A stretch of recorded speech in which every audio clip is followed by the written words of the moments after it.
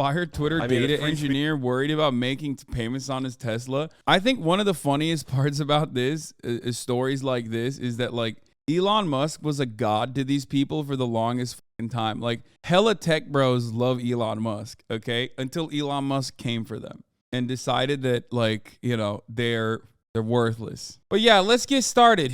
First of all, Elon Musk, what did he do? Here's why things are not going to change that dramatically at Twitter. Because ultimately, this motherfucker still wants to make money. That's why when he came out of the gates swinging, the first thing he talked about was advertisers. What was the first thing Elon Musk said? He shook up the executive board, right? And that's always a problem. Volatility within the company, because you just like eliminated some of the top level executives, which by the way, I think a company can be run without all of those motherfuckers. Let's be real. A company cannot be run without the engineers, but a company like that can certainly run without the CEO. It doesn't matter. Those guys don't do anything, and then they cash in a $42 million severance payment. I don't care about that. I don't care about those guys. I do think it's funny that you could be like a billionaire and still get fired like that on a whim by just a more powerful billionaire than you, which is funny. But like I said, you cannot run a goddamn platform without the actual workers. So good luck to Elon saying he was going to fire 75%. He said he was not going to. After he fired the chief legal counsel and he fired, the CEO and a couple of other people, he went in and basically the first group of individuals that he responded to or reached out to over Twitter was the investors, not the investors, sorry, the advertisers. Because Twitter is a platform run by advertising, okay? That is how they generate revenue. We're off to quite a start with Groyper Nazi trolls feeling explicitly emboldened by Elon to threaten murder, use racist, anti-Semitic, and homophobic slurs. I'm sure advertisers are going to love having their ads next to this. Elon now controls Twitter. Unleash the racial slurs. I can freely express how much I hate. Oh my God, with a fucking Ariana Grande? Wait, with an Ariana Grande avatar? Stop. That makes it extra funny, dude. That makes it so much funnier. Oh my God. She must have missed the arc when Ariana was, Patchouli's Oriental Groyper. These guys are such fucking losers, man. I know that, like, the goal for people like this is to just be like, dude, I'm so fucking edgy. Like, look at me. I said some shit. Meanwhile, the dude who says that is the most chinless person you've ever seen in your entire life, okay? The dude fucking posting that literally looks like this, okay? Anytime a motherfucker's like, bro, oh yeah, I'm gonna say all the slurs like, yeah, I'm gonna kill black people or whatever, this is what the dude looks like. That dude would unironically turn into dust. The moment that he stepped foot outside of his house, he would turn into dust. Just straight bugmen. Talking about how not bugmen they are by posting the most like racial slurs you can. Thinking that, speaking like your fucking great-grandfather, who was also a fucking loser just like you, makes you somehow edgy. Get some edge on that chin, motherfucker. Anyway, attractive people can be Nazis too. Yes, but right now I'm just, going for the throat. Now, of course, these guys didn't understand that, like, Elon Musk is still going to ban these motherfuckers. Like, Twitter is 100% going to ban these people because he very explicitly stated there is still going to be very significant, there's still going to be very significant boundaries to the terms of service. Why? Because all the platforms that don't have that, which, by the way, there is actually no such platform where there's no terms of service. Even 4chan Poll has a TOS, technically, no bronies, you know what I mean? And no CP. Every platform is going to have boundaries, and Twitter is probably going to maintain most of its boundaries. Specifically because if you don't have those boundaries, people will not stay on the platform. People will literally not stay on the platform if it's just this. No one wants to be around this, okay? This is stinky. This triggers my olfactory cues over the fucking monitor. Like, I read this and I smelled how bad this post smells, okay? It's too stinky. No one wants to be around that shit. That's why Parler, Gab, all these other fucking platforms are duds. They're awful. That's why, like, Facebook might have the international marketplace, but in the United States, it's far from, I would say, like one of the more important websites for media and all these like celebrities. It's just like, no one has a Facebook. I don't have a fucking Facebook.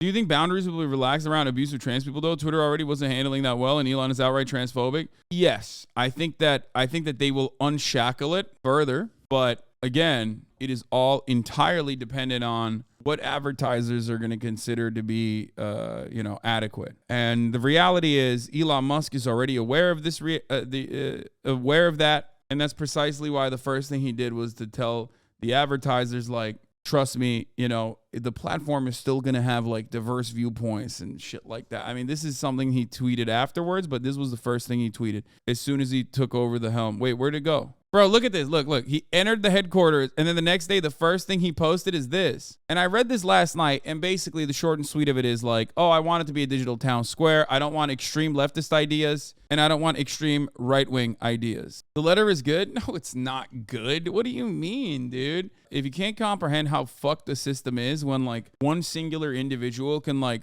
take over what everyone kind of considers to be, like, the town square and just change it in dramatic ways in whichever way he wants to, like, and you don't recognize that that's kind of fucked up, I don't know what to tell you. It's just wild.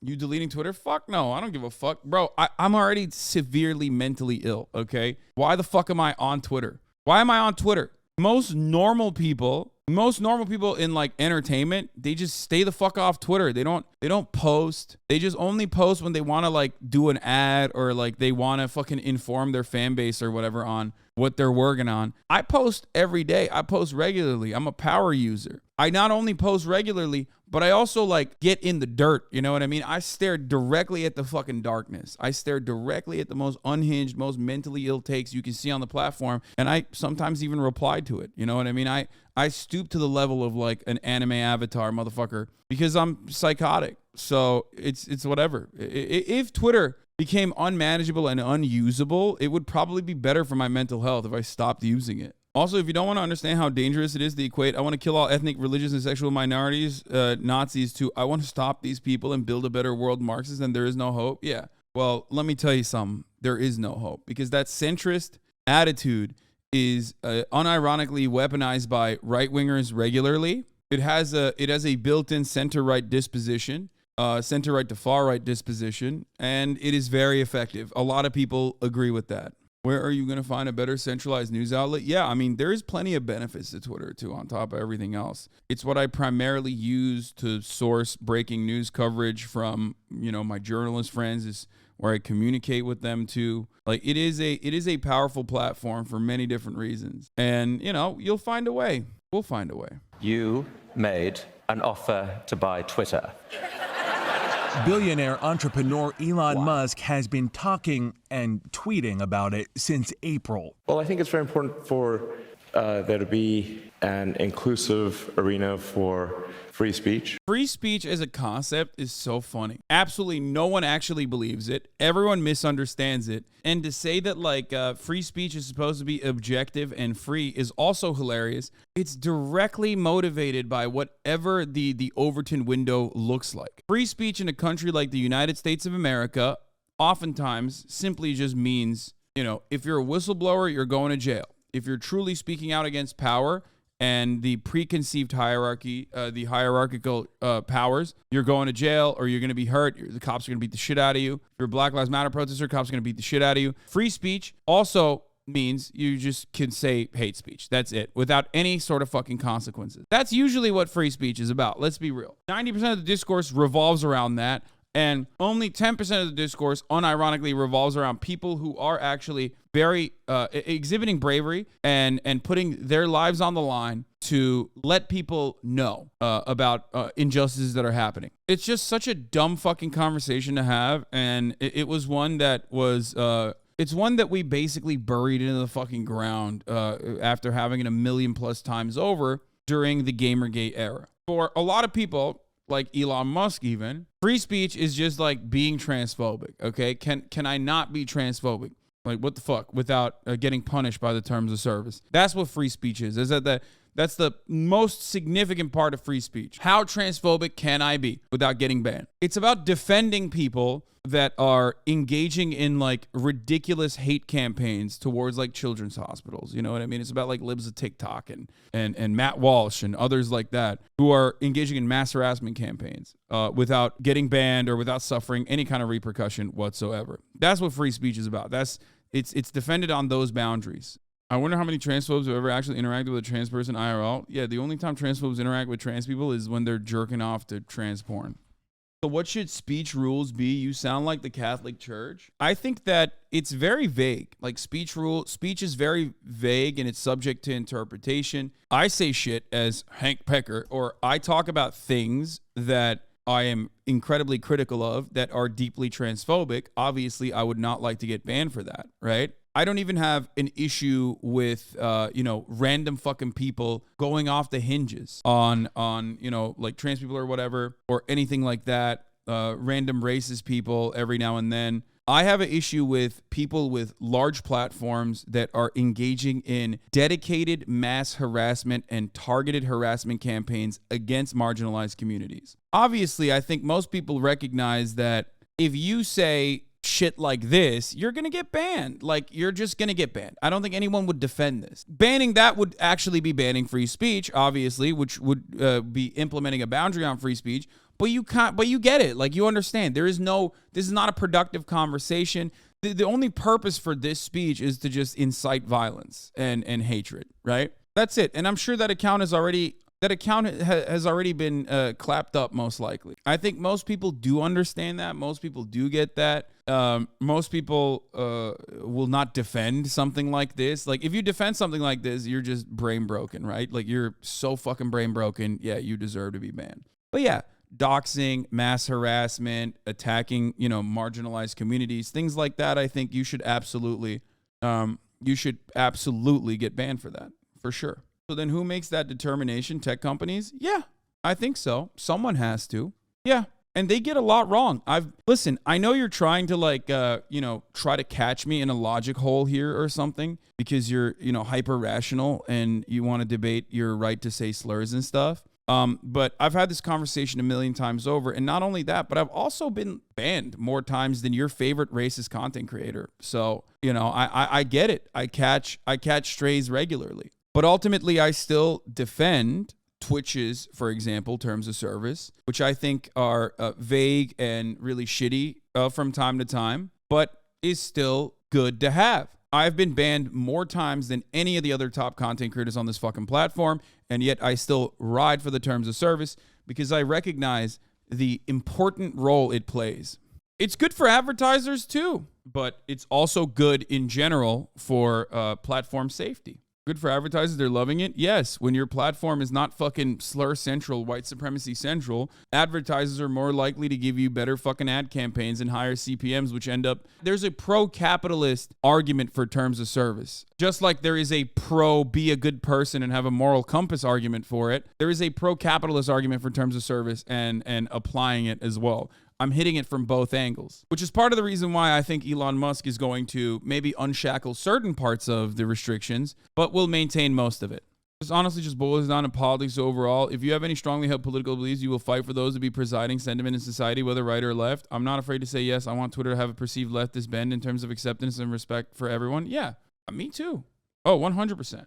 If your entire political movement revolves around being able to say that like trans people deserve to die or whatever, then yeah, I don't think you should be on the platform. I don't think you should be on any platform. And I don't care if platforms ban you. I think that's apt. That's adequate. That's a good thing overall because you're a piece of shit.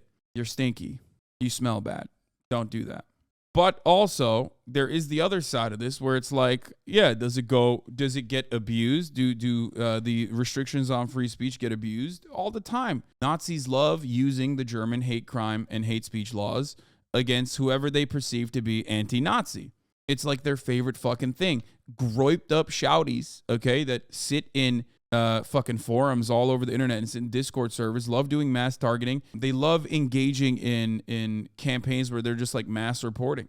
And they try to use that to their advantage. And if you are a large enough content creator like myself, you can, after many, many years of dealing with it, try to educate platforms on how to deal with that and recognize when it's happening. But if you're a smaller content creator, the platform might not actually look at you in the same way. And the people that mass boycott and mass report the most are conservatives, 100%. Oh, yeah. No, I mean, Trump says he's staying on truth. I think he's lying. I would hope to see him back on the platform because he's a great poster. Do you think untargeted hate is a bannable offense? I think a ban is just pointless as the hate is. and can drive these supremacist communities underground and prevent meaningful intervention? No, I think you're too. The most charitable interpretation of your take is that you're too naive, and the least charitable interpretation of your take is that you are behaving like a naive person, specifically so you can filter, so specifically you can traffic the notion, the ideas that like there is some value to having like someone who is saying, kill N-words or whatever on the platform. No, there is no value to that. Deplatforming does work. If it didn't work, the right wouldn't fucking constantly cry about it, okay? It does. It fucking works. It 100% works. So they got together and colluded to shut me down. I knew they had to censor freedom because freedom was so popular. How did that affect your audience size? It didn't let us have, on average, that giant viral spread every day reaching 20, 30 million people. Instead, it was 3-4 million people that were hardcore. It's much better to like filter and stop the further spread of hate and normalization of hate, especially in a hateful society, than to try and like individually go to every single person and try to reason with them. As someone that has reasoned with a lot of these people, I often think that people in the margins are much easier to change the minds of,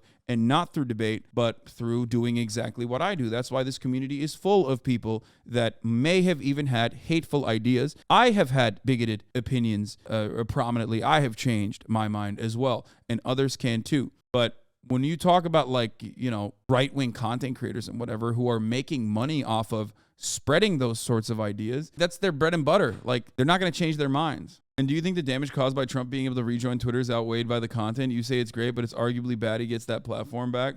Yeah, I'm being selfish on that one, I think. For me, I specifically think that the world is already fucked. You might as well try to enjoy the ride. You know what I mean? Having Donald Trump be in a position of prominence and have like allowing him to have a fucking platform makes Twitter more enjoyable because he's like a great poster overall. So I am recognizing that I'm fucking absolutely selfish.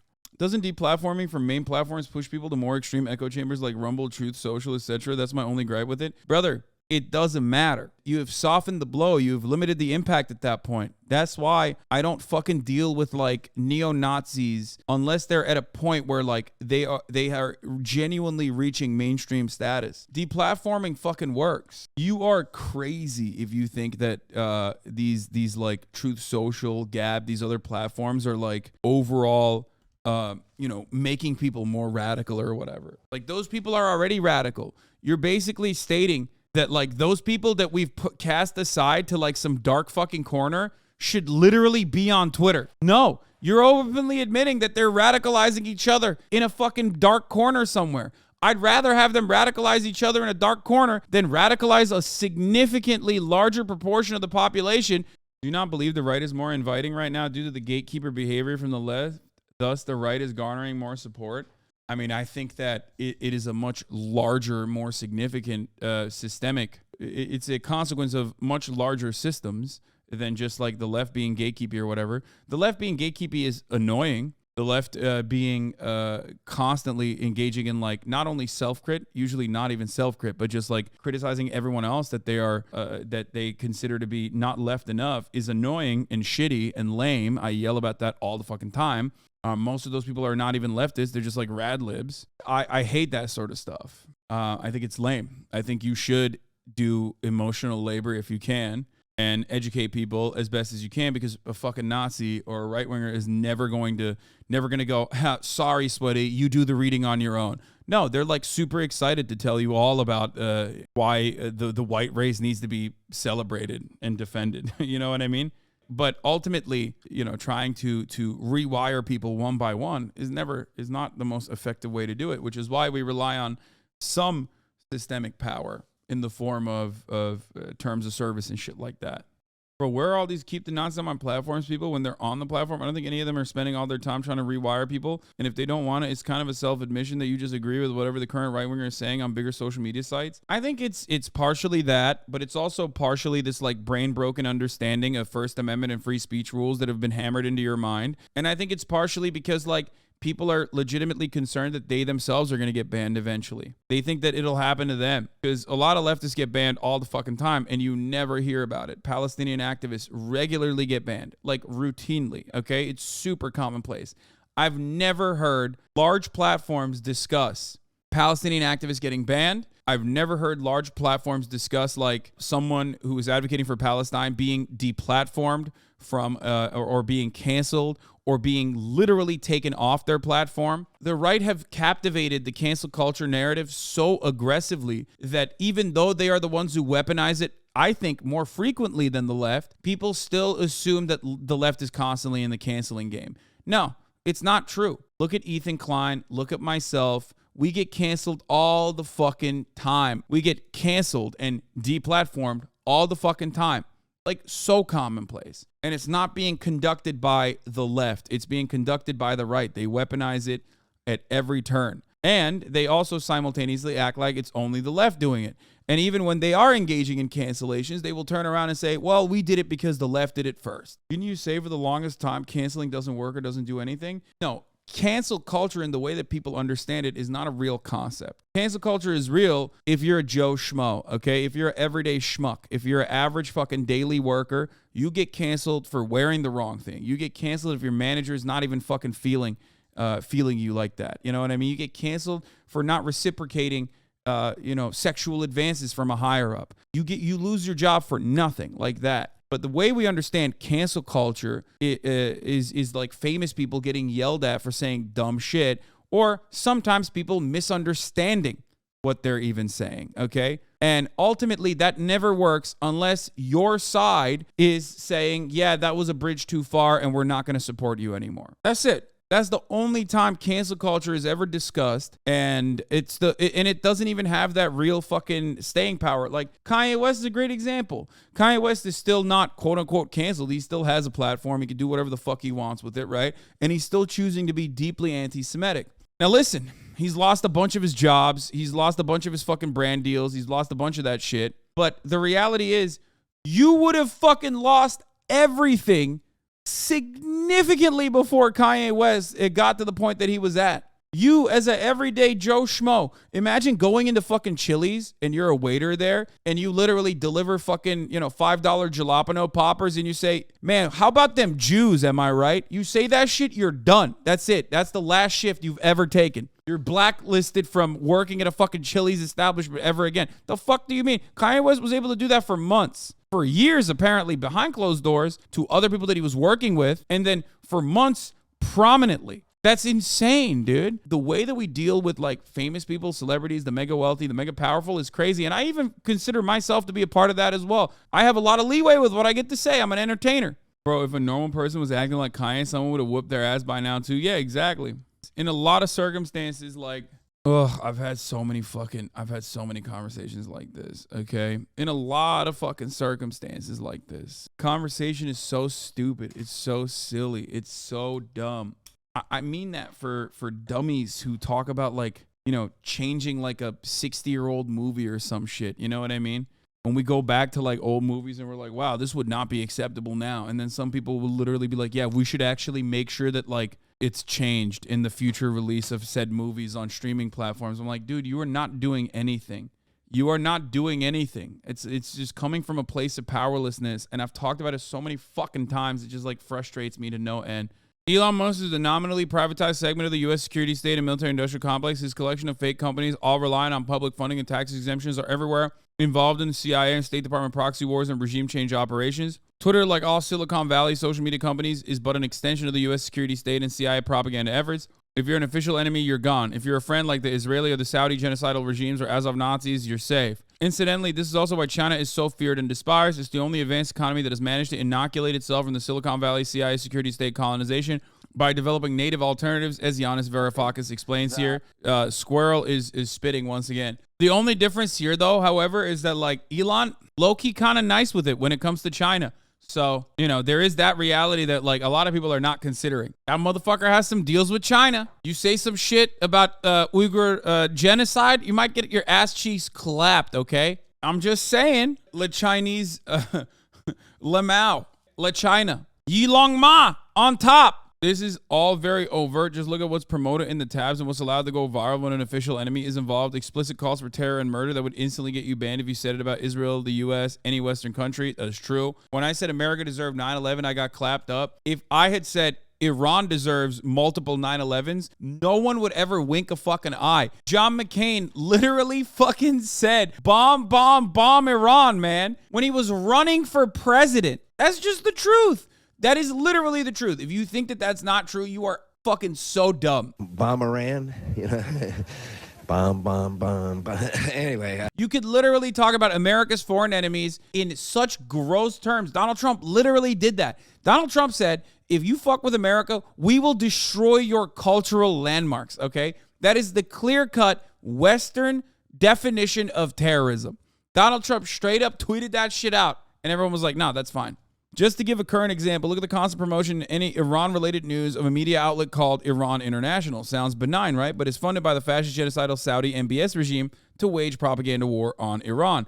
Even The Guardian reported on it. I can confirm that Jamal Khashoggi was killed because of speaking to me on the phone from Istanbul in the morning on 26th of September, revealing that London-based Iran International TV was funded by Mohammed bin Salman and Saud al-Qahtani. Read this. So there you go. They even fucking covered that. Now, the main host on Iran International used to work for BBC Persian, which is also a pure propaganda outlet that's constantly celebrating and encouraging acts of terror and murder that would get you banned immediately in Israel, the U.S., no state-affiliated media tags. That's just one example. There's a whole host of such media outlets and journalists who are all, of course, all verified, get boosted in what's happening in the news tabs that do the same for China, Venezuela, Cuba, Bolivia, Syria, just any other country that's an official enemy. That's what these companies do. They're the propaganda infrastructure of the CIA and the U.S. security state. It's true.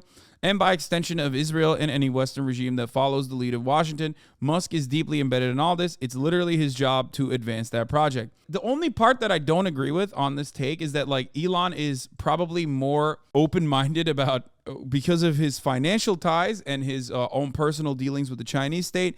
Elon Musk himself is certainly more open-minded towards China and even Russia as well, as he's demonstrated time and time again. So that is going to really piss off that's going to piss off the libs a lot. That's going to piss off everybody when they realize that is the reality. Incidentally, it's not surprising that one of the main funders of Musk to acquire Twitter is a Saudi MBS puppet. Imagine if this were an Iranian billionaire or the Cuban government or a person aligned with Hezbollah, but that's fine. They're allies. The MBS loves free speech. How Elon Musk converted Saudi billionaire Prince Al-Walid bin Talal from staunch foe to firm ally of his Twitter deal in just 3 weeks. Also, to be clear, the Starlink bullshit is the CIA front to aid its regime change operations. That's why it's immediately available for Ukraine, Iran, and wait for Cuba and Venezuela, but not for Palestine, Afghanistan, Yemen, etc. Again, Elon Musk is a whore of the security state. It's true. Elon Musk literally looked at like whichever avenue he could get government subsidies from and decided to make that his main business. Every single business that he has, including fucking boring, which makes like flamethrowers and this profoundly disruptive concept called tunnels, literally deals in infrastructure. Every single business that Elon Musk works on and has failed and burned into the fucking ground, every single one.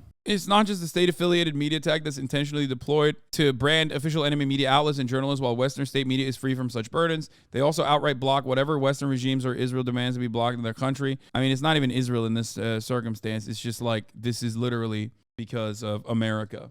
I don't even think Israel is too fond of what's going on in Ukraine if we're keeping it $1.50. I mean, they are, after all, the main reason why Ukraine never, ever saw, literally never saw the Iron Dome as a fucking reasonable defense measure against Russian bombing campaigns.